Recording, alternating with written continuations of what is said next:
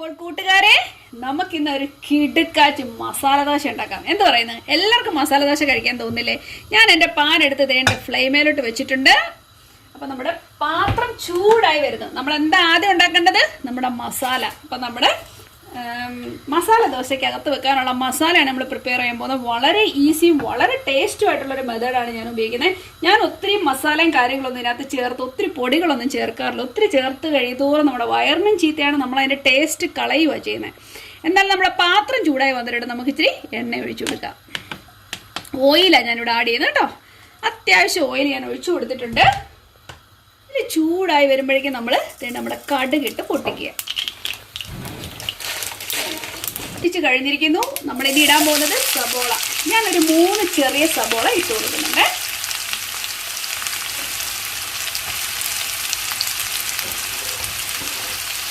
ഇനി ഞാൻ ചേർക്കുവാൻ പോകുന്നത് ഒരു 2 പച്ചമുളക്, അതിന് കീറിയൊക്കെ ഇട്ടു.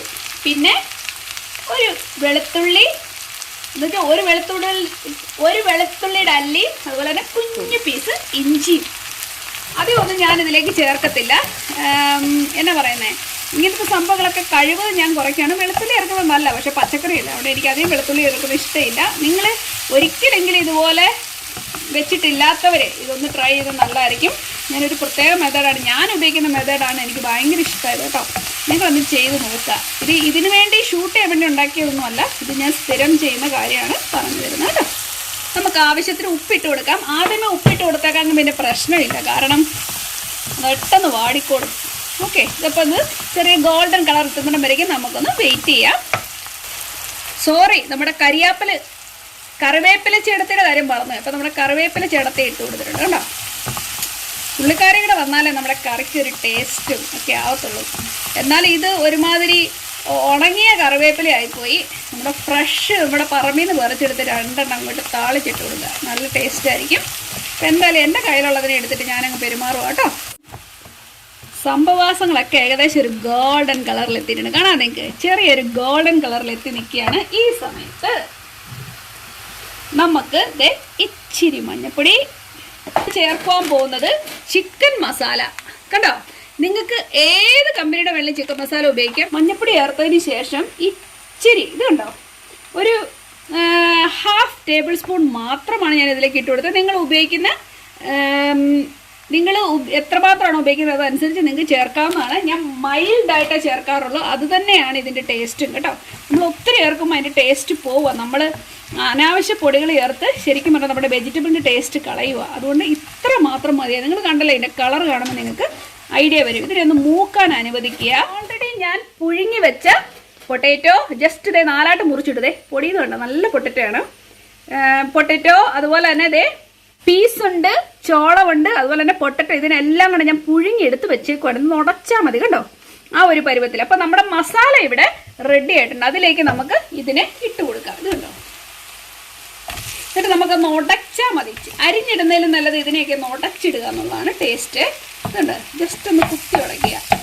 ഇതുണ്ടോ, ഇങ്ങനെ ഉടയ്ക്കുകയേ ചെയ്യാവുള്ളൂ. ഇതിനും കൂടെ ഇട്ട് കൊടുക്കും.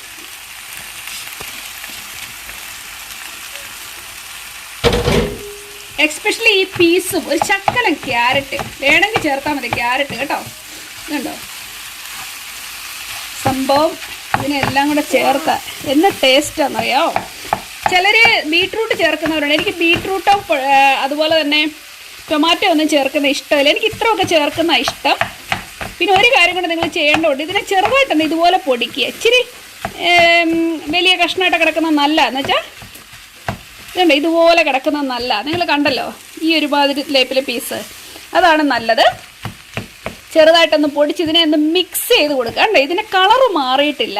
ഒത്തിരി ചുമന്ന ഒന്നും ഇരിക്കരുത്. അത്യാവശ്യത്തിനുള്ളത് ഇപ്പോൾ ഇതിനകത്ത് ഉണ്ട്. ചെയ്തതിന് ശേഷം നിങ്ങളൊന്ന് ടേസ്റ്റ് ചെയ്ത് നോക്കണം കേട്ടോ, ഇതിന് ഉപ്പുണ്ടോ. എനിക്കിപ്പം തോന്നുന്നത് എന്നാണെന്നറിയാം, എല്ലാവർക്കും ഈ ഇത് തോന്നുമെന്ന് എനിക്കറിയില്ല.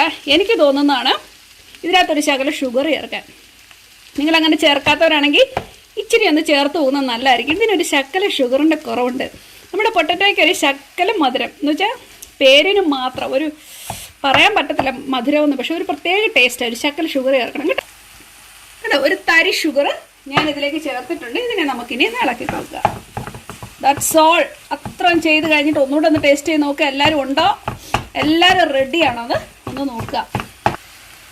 അപ്പോൾ നമ്മുടെ മസാല ഇവിടെ റെഡി ആയിട്ടുണ്ട്. ഇനി നമുക്ക് നമ്മുടെ വലിയ പാൻ വെച്ചിട്ട് അതിലേക്ക് മസാല ദോശ ഉണ്ടാക്കാം. ദോശ ചുടുവാൻ വേണ്ടി ഞാൻ ഉള്ളതിൽ വലിയൊരു പാൻ എടുത്ത് വെച്ചിട്ടുണ്ട്. ഇതിലേക്ക് ഞാൻ ഇടാൻ പോകുന്നത് ബട്ടറാണ്. ബട്ടറിനെ ചെറുതായിട്ടൊന്ന് തൂത്ത് കൊടുക്കുക. നിങ്ങൾക്കറിയാലോ, ബട്ടർ തൂക്കുമ്പോൾ ഒരു പ്രത്യേക ടേസ്റ്റ് വരും.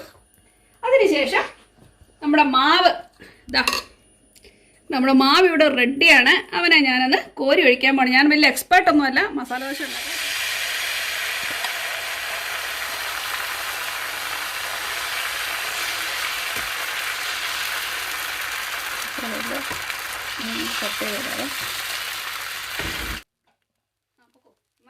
അത്യാവശ്യം വലിപ്പമുള്ളൊരു ദോശച്ചേട്ടനാണ്.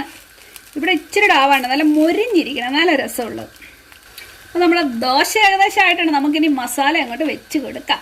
നോക്കിക്കേ, ഞാൻ വലിയ മസാല ദോശ സ്പെഷ്യലിസ്റ്റ് ഒന്നുമല്ല, പക്ഷേ ഇതിനകത്തിട്ടേക്കുന്ന മസാല സൂപ്പർ, ഞാൻ ഗ്യാരണ്ടി. ഓക്കെ, വൺസ് നിങ്ങൾ ഉണ്ടാക്കി കഴിഞ്ഞാൽ മക്കളെ ഞാൻ പറയുന്നു, നിങ്ങളിങ്ങനെ ഉണ്ടാക്കത്തുള്ളൂ. ഇത് വെറും ഒരു വാക്കല്ല, അത് അത്രയ്ക്കും ടേസ്റ്റിയാണ്. ഒന്ന് ട്രൈ ചെയ്യണം കേട്ടോ. ഓ അടിപൊളി.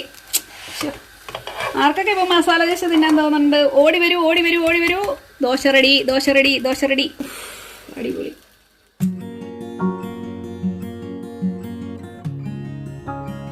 അപ്പോൾ കൂട്ടുകാരെ, നമ്മുടെ മസാല ദോശ ഇവിടെ റെഡി ആയിട്ടുണ്ട്. മസാല ദോശയുടെ ഷേപ്പ് കണ്ട് നിങ്ങൾ വിഷമിക്കേണ്ട. അത്ര അങ്ങോട്ട് ഷേപ്പ് നിങ്ങൾ ഉദ്ദേശിച്ച രീതിയിൽ എത്തിയിട്ടുണ്ടാവില്ല. പക്ഷേ ഇതിനകത്ത് വെച്ചേക്കുന്ന മസാല എന്ന് പറയുന്നുണ്ടല്ലോ, കിടുക്കനാണ്. അപ്പോൾ ഇതേവരെ ഉണ്ടാക്കാത്തവർ ട്രൈ ചെയ്ത് നോക്കുക. വൺസ് ഉണ്ടാക്കി കഴിഞ്ഞാൽ നിങ്ങൾക്ക് എല്ലാവർക്കും ഇഷ്ടപ്പെടും എന്ന കാര്യത്തിൽ ഒരു സംശയമില്ല. അപ്പോൾ ഈ വീഡിയോ ഇഷ്ടപ്പെട്ടെന്ന് കരുതുന്നു. ഇഷ്ടപ്പെട്ടാൽ ലൈക്ക് ചെയ്യുക, ഷെയർ ചെയ്യുക, സബ്സ്ക്രൈബ് ചെയ്യുക. അപ്പോൾ നമുക്ക് വീണ്ടും നല്ലൊരു കാര്യമായിട്ട് ഉടനെ കാണാം. അതുവരേക്കും താങ്ക് യു, ബൈ.